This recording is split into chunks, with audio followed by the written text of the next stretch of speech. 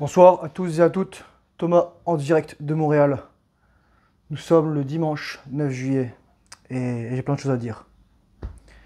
Comme vous pouvez le voir avec le titre de cette vidéo, l'existence des femmes est un test pour les hommes. Ouais, c'est ça que je voudrais parler ce soir. En fait, c'est un test à 3 niveaux. Il faut que vous compreniez que les femmes, c'est le vecteur par lequel l'espèce humaine peut se reproduire. Ce sont elles qui sont les porteuses des enfants. Ce sont elles qui décident en fait quel homme va transmettre sa génétique à la génération suivante. Et bien sûr, il y a des moyens de contourner ça. Il y a la fécondation in vitro, la banque du sperme, les trucs moins cool, genre les VIOL, etc. Ou voilà, les agressions. Mais bon, on va dire, dans une situation idéale, c'est l'homme le plus compétent, le plus mature, le plus dominant, le plus qualifié, qui va réussir à transmettre ses gènes à la génération suivante. Mais le problème, c'est qu'en fait, ce comportement idéal a été dévoyé aujourd'hui. J'ai juste quand même passé là pour vous dire c'est quoi les 3 aspects de test que sont les femmes en fait. D'abord, le premier, c'est pour un homme, c'est extrêmement dur d'avoir du sexe en fait. En fait, je crois, il y a quelqu'un qui disait que c'est entre 25 et 33% des hommes qui ont accès à du sexe. C'est-à-dire qu'il y a 2 tiers des hommes, entre 2 tiers et 3 quarts des hommes qui n'auront jamais ou qui n'ont jamais eu accès à une femme. Ou au moins qui n'ont pas un accès à volonté à du sexe ou à la capacité de se reproduire. Et ça, c'est encore plus, je dirais, c'est relativement récent ce phénomène. Pourquoi? Parce que pendant très longtemps, avec le christianisme et le monde gréco-romain, on a mis en place la monogamie. On a mis en place la monogamie. Et dans certaines autres cultures, la polygamie était très particulière parce qu'elle c'était en fait aider les veuves ou de membres de la famille qui étaient décédés. Ce qui est particulier en fait aujourd'hui, j'ajouterais, c'est que, souvenez-vous, dans votre arbre généalogique, il y a 80% des femmes qui se sont reproduites, parce qu'il y a toujours des femmes qui ont pas eu d'enfants, mais il n'y a que 40% des hommes. Donc pour chaque femme qui se reproduit, il y a un demi-homme, donc littéralement. C'est-à-dire que pour toutes les 2 femmes, il y a un homme. Mais pourquoi c'est comme ça? Parce qu'il y a des hommes qu'on va retrouver à plusieurs endroits sur l'arbre généalogique en fait. Eh oui. Donc c'est ça. Donc évitez de vous marier avec votre cousine. C'est ça que j'ai envie de vous dire. Blague à part. Pour avoir accès à du sexe, un homme doit s'améliorer. Il doit arriver sur le radar des femmes. Je vous rappelais ces chiffres qu'on commence à voir sur l'application de rencontre. Les femmes swipe à droite 5% du temps, les femmes entre 55 et 60%. Donc un homme, c'est une femme sur 3 qui ne va pas vouloir. Une femme, c'est 19 hommes sur 20 qu'elle ne va pas vouloir. Donc finalement, dans la réalité en général, en plus, lorsqu'une femme va dire des trucs, oh, je voudrais que les hommes soient plus plus gentils, plus loyaux, etc. Elle parle pas de vous, elle parle pas des mecs qui l'écoutent en fait. Elle parle des mecs sur qui elle n'a pas de contrôle. Et donc faut surtout pas que vous écoutiez ces trucs. En tout cas, faut pas que vous l'écoutiez tant que vous n'êtes pas concerné par ça. Mais lorsque vous serez concerné par ça, vous parlerez plus à ce genre de femme. Parce que ce genre de femme qui va se plaindre de certaines particularités des hommes, c'est des femmes qui vont coucher avec des hommes de haut statut, qui ont accès au sexe, entre guillemets, et qui vont juste vouloir une femme pour sa valeur sexuelle et non pas sa valeur à marier. Parce qu'en fait, chez un homme, la valeur sexuelle du mariage, elle est juxtaposée. Un peu comme en fait, l'éjaculation et l'orgasme sont juxtaposés. Mais chez une femme, la valeur sexuelle et la valeur de mariage sont séparées. Ok? C'est pour ça qu'une femme, si on veut l'épouser, on va pas la valoriser pour son physique. On va la valoriser pour sa féminité, sa capacité à rester saine dans ses émotions, son body count faible, voire inexistant, sa virginité. Alors que si on veut, dans sa valeur sexuelle, on va la choisir pour son physique, pour sa capacité à avaler des kilomètres de saucisses. Enfin voilà quoi, à être la bimbo, à juste être une femme potiche. C'est ça qu'il faut prendre en compte. Et donc nous, c'est pour ça que c'est intéressant de nous élever en valeur, parce que en même temps qu'on s'élève dans la valeur, en valeur sur le marché valeur sexuelle sur le marché de la valeur sexuelle, on s'élève sur le marché de la valeur à marier, nous les hommes. Et on arrive sur le radar des femmes. Mais sauf qu'ensuite, on va voir quel type. C'est important d'être capable de vet aussi les femmes. Parce que c'est un test. Là, au début, les femmes, vous allez venir vers elles. Et ensuite, les femmes vont venir vers vous. Mais si vous ne savez pas déjouer les pièges des femmes et croire que juste parce qu'une femme est jolie, ça sera une femme bien pour vous, comme épouse et vous marier, bah vous foutez les doigts dans l'œil jusqu'au coude. Voilà, j'ai envie de vous le dire. Nombreux sont les gens qui sont extrêmement riches mais qui ont des épouses nulles à chier. C'est très rare en fait où on va voir une épouse qui sera ancrée et qui sera accompagnante et qui fera une bonne paire.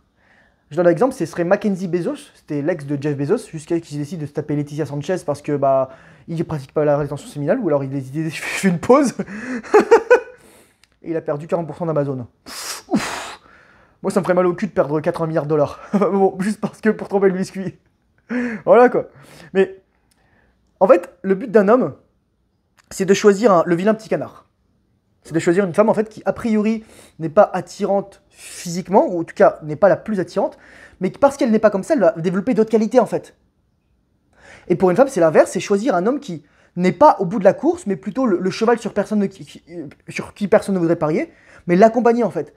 Une femme de qualité, c'est une femme qui va être avoir une gestion saine des émotions, mais surtout être capable d'accompagner un homme et de l'aider à s'élever. C'est une femme qui va comprendre qu'il faut que l'homme pratique la rétention séminale. Donc le but, c'est pas de lui vider les testicules. Mais ça n'empêche pas qu'il peut y avoir du sexe. Voilà. Vous avez déjà vu avec ma précédente vidéo, mais j'en ferai une bientôt sur prostate, spermatozoïde, pénis, etc. On va bien s'éclater les gars, on va bien s'amuser. On va bien s'amuser. Donc c'est ça, le premier point, c'est les femmes vont tester les hommes en cela que les hommes doivent devenir meilleurs pour avoir accès aux femmes. Et lorsque vous arrivez sur le radar des femmes, vous le savez en fait. Les femmes vous veulent. Moi l'autre jour, j'étais à la boxe, il y a une femme qui fait « Ah, j'avais remarqué tes jolies boucles. » Je fais « Ok. » Et il y a quelqu'un qui me fait bah « Alors Thomas, comme ça on attire les mamans. » Voilà quoi. Mais plus vous allez vous élever, plus vous aurez le choix de choisir des femmes. Enfin, le choix, et ça ne veut pas dire que forcément ça sera vos préférences, mais pouvoir choisir des femmes jeunes, vierges, jolies, féminines, et que finalement vous allez pouvoir former à défaut que leur père les ait formés. Parce que c'est à vous de prendre le rôle du père en fait. C'est pour ça que lorsqu'il y a une relation qui se crée avec une femme, doit y avoir un rapport de père-fille avec la fille, tandis que la plupart du temps, ce qu'on a aujourd'hui, c'est un rapport de mère-fils. C'est la femme qui devient la mère, et le mec qui reste un garçon toute sa vie, qui ne devient jamais un homme. Et pourquoi c'est comme ça? Parce que, je vais mettre un point très important, je fais un aparté ici. On est garçon qu'une fois dans sa vie. C'est entre 0 et 16 ans. Et lorsqu'on arrive ensuite sur le marché du travail avec les femmes, on peut plus se permettre d'être le garçon, l'ado, quoi. Non. Par contre, je suis pas d'accord avec la personne qui avait dit ça, c'est on peut l'être encore lorsqu'on est entre mecs. Lorsqu'on est juste entre mecs, et voire éventuellement lorsqu'on est avec nos enfants. Tu vois, juste être rowdy, joueur, etc. Enfin, être masculin, mais en même temps vouloir faire la bagarre, tout ça, mais tout dans une dimension du jeu, en fait. Alors que les femmes, potentiellement, elles n'ont jamais, en fait, à devenir totalement des adultes. Elles peuvent rester des filles toute leur vie. D'ailleurs, c'est ce qu'on va valoriser chez une femme, c'est à la fois sa capacité à rester joviale, jeune, joyeuse, pas juste être une vieille mégère. En fait, ça répulse les hommes, en fait. Et c'est pour ça qu'il y a des couples malheureux qui décident d'être mal accompagnés plutôt que rester seuls. C'est un aparté intéressant. Le deuxième test, pourquoi l'existence des femmes est un test pour les hommes, c'est parce que faut pas céder à la tentation. Et oui, tout simplement. Les femmes, il y en a partout. Là, je me suis baladé aujourd'hui. J'étais dehors, j'ai pris le soleil. Je sais pas si ça se voit, je suis bronzé. En plus, je me suis acheté un petit débardeur, là, Red Bull. Et il y a des femmes jolies. Des femmes qui se baladent comme si elles sont en petite tenue, etc. Et aussi des femmes moins jolies qui se baladent en petite tenue. Et ça vous donne envie de vomir, mais ça, c'est autre chose. Et moi, j'étais torse nu. Je suis quand même beau gosse en ce moment. Enfin, j'ai perdu un peu de body fat, j'ai gagné de la masse musculaire. Je suis bronzé, j'ai une belle barbe. Il y en a qui vont dire qu'elle est en bataille, il faut que je la trime. C'est ma vie. J'ai des beaux cheveux qui deviennent un petit peu châtain foncé là à cause du soleil. Mais je prends soin de moi. Ça se voit que je transpire la santé, je me sens bien, que je suis ancré, etc. C'est pas le cas de tout le monde. Et donc forcément, il se passe deux choses. Il y a des gens qui vont vous regarder et vous allez regarder des gens. En fait, en général, j'ai remarqué que si une femme vous intéresse, ne la regardez pas. C'est elle qui doit vous regarder. Parce que si vous la regardez, en fait, vous signalez que vous êtes inférieur à elle dans la valeur. Vous voulez encore la poursuivre. C'est drôle en fait. Ça peut paraître un jeu très puéril, égoïste, égoïque, égotique, mais c'est comme ça en fait.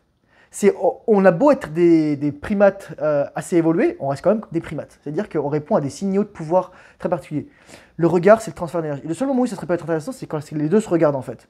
Mais si c'est juste une nana qui est juste jeune ou jolie, ne accordez pas d'attention. Vous lui donnez de la validation comme ça. Par contre, prenez sa validation. Parce qu'avoir de la validation en tant qu'homme, c'est beaucoup plus difficile qu'avoir de la validation en tant que femme. Et pourquoi ça? Parce qu'une femme peut avoir du sexe autant qu'elle veut. Littéralement, si vous voulez pas coucher avec elle, il y a 100 000 mecs qui auront faim. Ça veut pas dire qu'elle va en choisir un, mais ça veut dire ou qui lui conviendra tout simplement, mais ça veut dire qu'il y a du monde derrière. On fait la queue, quoi. On se fait la queue aussi, surtout. Voilà. Mais moi, il n'y a pas des gens qui sont en ligne devant ma porte pour me dire hey, Thomas, quand est-ce qu'on fait l'amour? Parce que ça marche pas comme ça. Ça marche pas comme ça. Vous êtes invisible. Mais moi, je suis relativement invisible. Enfin, là, je me suis rendu compte aujourd'hui que je passais pas inaperçu. Je voyais pas. L'autre jour, j'étais dans le magasin. C'est l'inverse. Il y avait une dame. Elle avait un enfant dans son chariot. Mais genre, elle est à côté du rayon. Et là, je vois son regard. Et là, elle me fait un sourire. Elle baisse les yeux. Là, je fais. Au secours. Et c'est ça, les gars. Et je vais faire un aparté aussi sur le deuxième point. Pour régler la tentation. En fait, c'est la rétention séminale, c'est parce que si vous videz les couilles, vous videz votre masculinité, vous videz de votre pouvoir. Mais surtout, quelqu'un m'a envoyé une vidéo, et bon, je sais peut-être qu'il a supprimé le commentaire, mais j'ai quand même vu la vidéo. C'est quelqu'un qui s'appelle Maître ou Maîtresse d'Ayam Kaya. Et c'est intéressant parce qu'elle parlait des 4 niveaux d'énergie. Et en fait, c'est ça qu'il faut comprendre, c'est que pour avoir accès au niveau d'énergie supérieur, il faut d'abord mettre les bases, en fait. Comme les bases, les jambes, comme les fondations de maison, comme le triangle qui fait entre vos organes sexuels et vos jambes. Et ensuite, comment s'habiller, en fait, vous voyez, ça fait comme ça. Et en fait, le nœud, c'est l'énergie sexuelle, en fait. C'est la transition de l'énergie sexuelle à l'énergie de vie, etc. Voilà. Les 4 niveaux d'énergie, c'est quoi? C'est l'énergie sexuelle, l'énergie de vie, l'énergie d'échange et l'énergie spirituelle. Et pour avoir une connexion spirituelle avec quelqu'un, il faut déjà avoir la connexion sexuelle. C'est la base, en fait. Il faut à la fois maîtriser votre énergie sexuelle, maîtriser votre désir sexuel, mais surtout aussi être capable de l'assumer, en fait. Et la plupart du temps, on n'assume pas notre désir sexuel. Et moi, c'était mon cas récemment. C'est pas que je l'assumais pas, c'est juste que je le faisais pas passer en premier, en fait. J'avais pas forcément... Je suis pas... J'ai plus autant de urge qu'avant, quoi. Certes, j'en ai de temps en temps, là, ça fait faire... Là, aujourd'hui, là, j'ai dû faire des exercices pour me vider la prostate parce que j'en pouvais plus. Mais ça faisait 30 ou 40 jours que je ne m'étais pas vidé la prostate. Mais là, au bout d'un moment, ça pèse juste. Quand je marche, j'ai l'impression d'avoir la vessie pleine. Et là, ça fait trop du plaisir. Et quand je fais pipi, bah, l'urètre, il passe à travers la prostate. Donc, lorsque ça vibre, et là, je fais oh, c'est trop agréable, mon Dieu.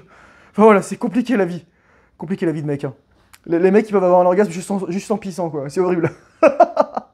Bon, mais c'est ça que je voulais vous dire. C'est que faut d'abord mettre les bases. Et la base, c'est d'être attirant sexuellement. Et l'histoire de Jean-Paul Sartre et de Simone de Beauvoir, oh mon Dieu, on avait un amour platonique, je fais c'est bon, faut arrêter quoi. Je veux dire, ça c'est lorsque t'as littéralement débranché ton vagin de ton cerveau quoi. Mais pour 99% des femmes, ça sera jamais ça quoi. Quelqu'un qui disait aussi, c'est intéressant, si les yeux d'un homme sont reliés à son pénis, ce sont les oreilles des femmes qui sont reliées à leur vagin. Mais je dirais pas seulement les oreilles, je dirais aussi leurs yeux, mais pas à travers le visuel, mais à travers l'imagination et la lecture. Voilà. Troisième point qui est lié finalement avec le fait de ne pas céder à la tentation, c'est garder son frame. C'est en fait parce que ça veut dire quoi garder son frame? Ça veut dire quoi garder son cadre masculin, sa masculinité? Ça veut dire assumer ses positions et ne pas simp. Simp, ça veut dire agir pour avoir les faveurs d'eux ou agir par défaut ou parce qu'on a peur de déplaire. Ok? On a peur de déplaire. Et ça, c'est pas évident parce que on a tellement. Moi, je regardais encore des mères célibataires là, ou des mères qui étaient seules avec leurs enfants. Elles lui disaient, ah, les émotions, tout ça, c'est bien, mais attention, la colère, c'est pas bien. Je fais, yo, dis pas ça à ton gosse. Je veux dire, la colère, c'est important. C'est important pour un homme de savoir se mettre en colère. Un jour, je me souviens de ma première date. En fait, ma première copine, d'ailleurs, ça va être sans filtre et discussion. Je vais vous dire une chose, les gars. Quand est-ce que j'ai perdu ma virginité? Première fois que j'étais dans le lit avec une fille, j'avais 19 ans. Mais on n'a pas couché ensemble. La première fois que j'ai perdu ma virginité, j'avais 27 ans, les gars. J'avais 27 ans. Ok? Donc, tout n'est pas perdu. Hein? Je vous ai dit, les gars, nous, on a le male advantage. On a vraiment une capacité à acquérir de la valeur tout au long de notre vie, si tant est qu'on se donne les moyens. Et je peux vous dire, les gars, pourtant, j'étais au fond du trou lorsque j'avais 27 ans. C'est un miracle, d'ailleurs, que j'ai couché avec une femme.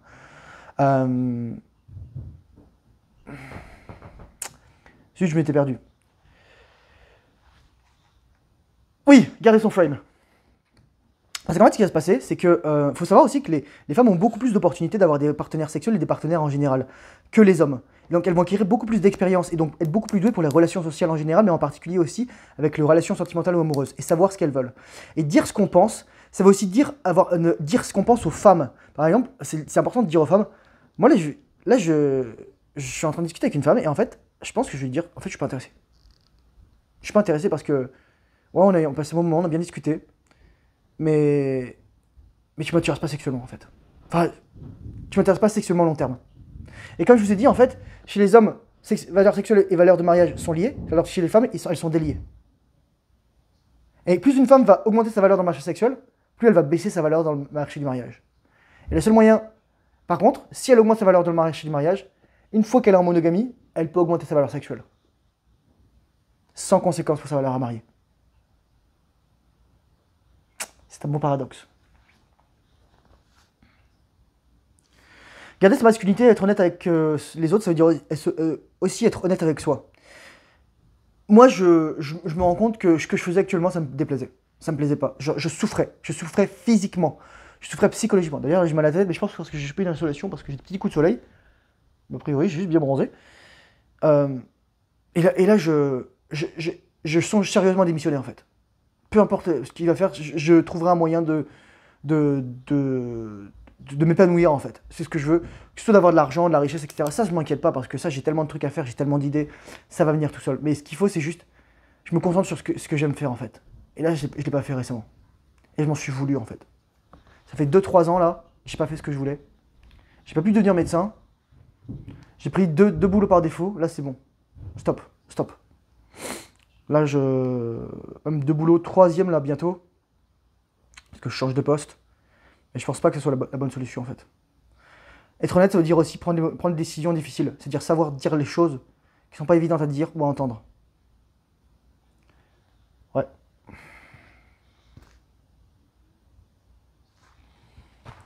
Et le masculin, finalement, ça veut dire aussi avoir la bonne émotion au bon moment. Parce que ça, c'est un skill que les femmes n'ont pas. La plupart des femmes n'ont pas. Parce qu'elles sont guidées par leurs émotions. Elles agissent. C'est comme des enfants, en fait. Elles agissent par leurs émotions. Et c'est comme ça que vous allez distinguer une femme mature d'une femme immature. C'est pas à travers son âge, c'est à travers sa gestion émotionnelle, en fait. Est-ce qu'elle est capable de passer outre ses émotions pour voir soit la valeur d'une personne, soit la valeur d'une situation, soit la valeur d'une chose. Et en fait, ça, c'est extrêmement rare. Et c'est comme ça que vous saurez que vous retrouvez une femme de qualité. Parce elle sera quasiment masculine dans la gestion de ses émotions. Mais elle laissera quand même vivre. Elle aura quand même des émotions qui seront liées à la féminité. Dire plus de la névrose, plus de la tristesse, etc. En termes de neuroticisme, de névrotisme, les femmes ont une déviation supérieure que les hommes. N'oubliez jamais ça. Et névrotisme, c'est-à-dire la quantité d'émotions négatives que les femmes ont. Tandis que l'émotion principale chez l'homme, c'est la colère, c'est l'agressivité, c'est la fureur. C'est les choses en fait qui lui donnent de l'énergie pour boum boum commencer à mettre des uppercuts et des crochets et tout ça là. C'est pour comporter comme un homme. Bref. Je voudrais parler de situations qui me sont arrivées récemment. Déjà, en fait, j'ai eu un signe de l'univers récemment, je me suis dit. D'ailleurs aujourd'hui, j'ai trouvé un trèfle à 5 feuilles. Voilà, au calme. La semaine dernière, c'était un trèfle à 4 feuilles. Donc je pense que l'univers a quelque chose à me dire.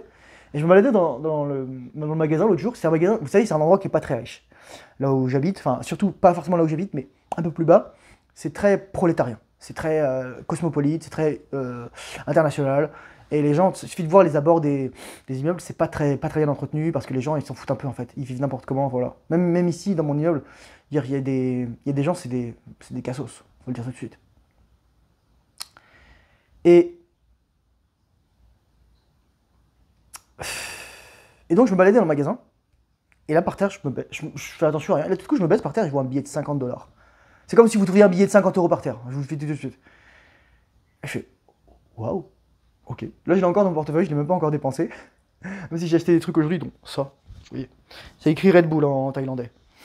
Parce que, alors, je vais faire un aparté, mais c'est un t-shirt comme ça, mon père m'en avait offert 2. Un noir et un rouge, ou un blanc et un rouge, et un blanc et un bleu ciel.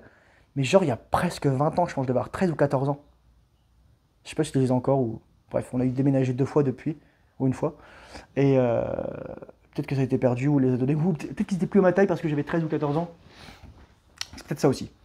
Mais c'était trop bizarre en fait. Et je savais pas que c'était une marque. Je pense qu'il avait acheté ça lorsqu'il était parti en.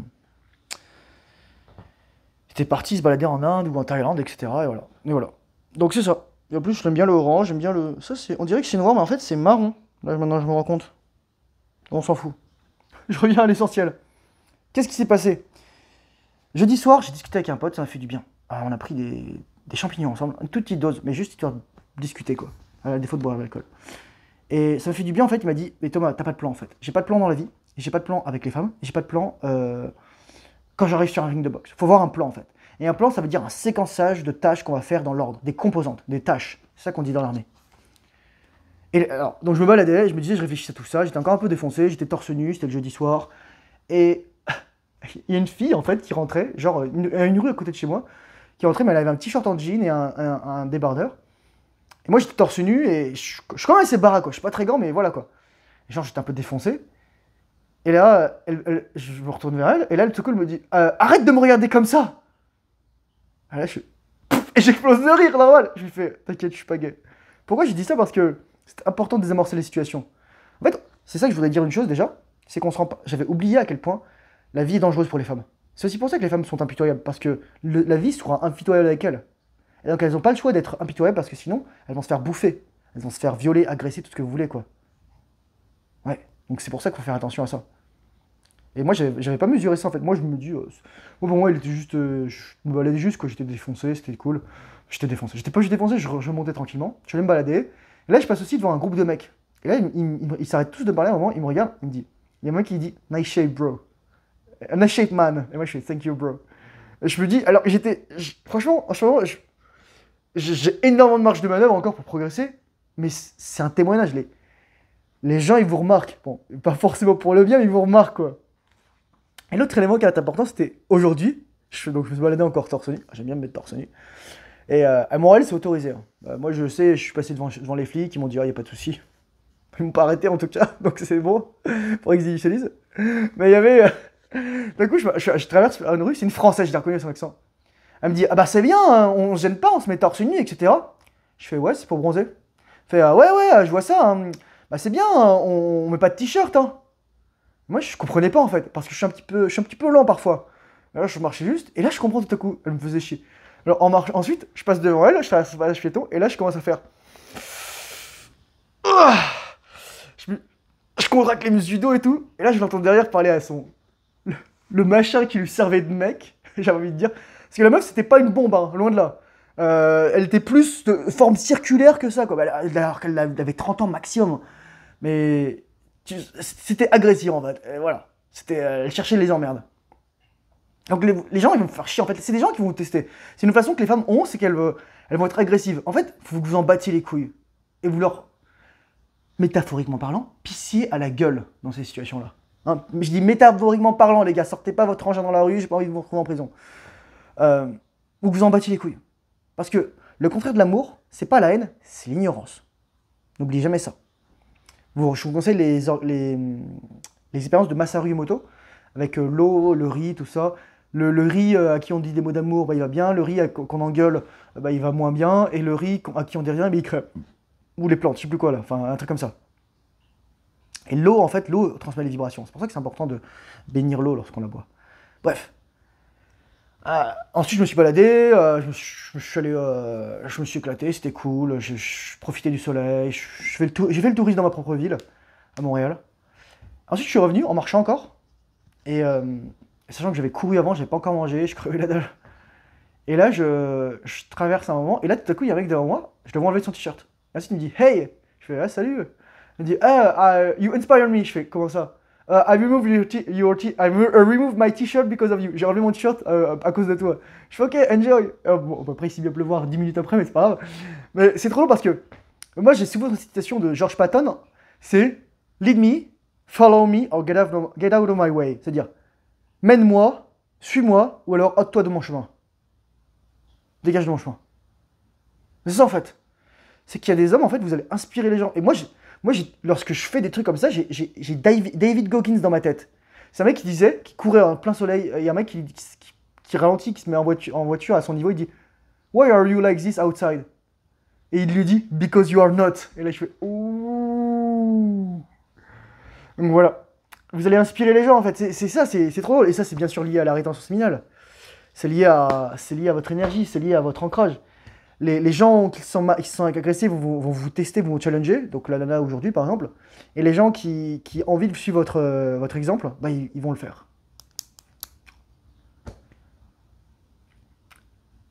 Je conclurai sur cette vidéo, donc l'existence des femmes est un test pour les hommes, en disant que Plus dans tout ça, c'est de pas oublier que les femmes sont aussi des êtres humains, a priori, comme nous, mais qu'elles répondent à des logiques relationnelles, émotionnelles, sexuelles, sentimentales différentes. Souvenez-vous qu'une chose, c'est qu'une femme, les femmes adorent le cul, plus que les hommes, autant sinon plus que les hommes. Mais une femme va toujours avoir du sexe casual, des hook-ups, dans l'espoir que la personne, éventuellement, veuille une relation à long terme.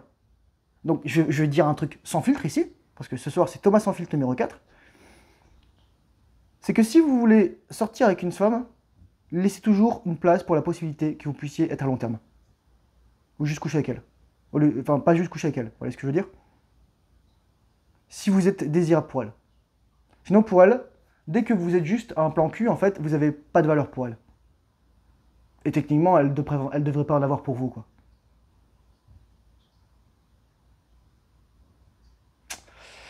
C'est ça. Alors que nous, les hommes, en fait, comme je vous disais, comme nos deux valeurs sont liées, pour nous, les deux sont toujours potentiellement faisables. Sauf qu'en fait, une femme va changer son comportement la plupart du temps, non pas parce qu'elle a maturé, qu'elle a compris son comportement qui était délétère, parce que ses options restiennent, et comme sa valeur sexuelle diminue, elle veut augmenter sa valeur de mariage. Sa valeur à marier. Et c'est pour ça qu'il faut être un bon, fort ancré, et savoir déger ses shit tests, et surtout ces illusions que beaucoup de femmes vont faire peser, vont vous dire ah je suis la femme parfaite, je suis idéale, what do you bring to the table, ah everything, my mental health, shit, my two kids, shit. Ouais, vous voyez quoi, enfin, c'est pas de choses que dont vous avez envie. Ah, c'est pour ça que finalement je suis de plus en plus impitoyable là, avec les femmes. Et ouais. Impitoyable, mais pas dans le mauvais sens du terme, juste parce que je me fais passer en premier. Et ça, les femmes, en fait, une femme ne pourra jamais comprendre qu'un homme se fasse passer avant elle. Parce que pour elle, elle doit être le centre du monde, le centre de l'attention. Parce que sa validation viendra toujours de l'extérieur. Si tant est qu'elle ne fait pas son travail. Alors que la validation d'un homme vient de l'intérieur. C'est pour ça que c'est très important de prendre sa santé mentale. Je pense que j'ai fait le tour pour cette vidéo ce soir. Courage, force et honneur. Prenez soin de vous. Bonne rétention séminale. Et je vous dis à très bientôt dans une prochaine vidéo. Bye bye.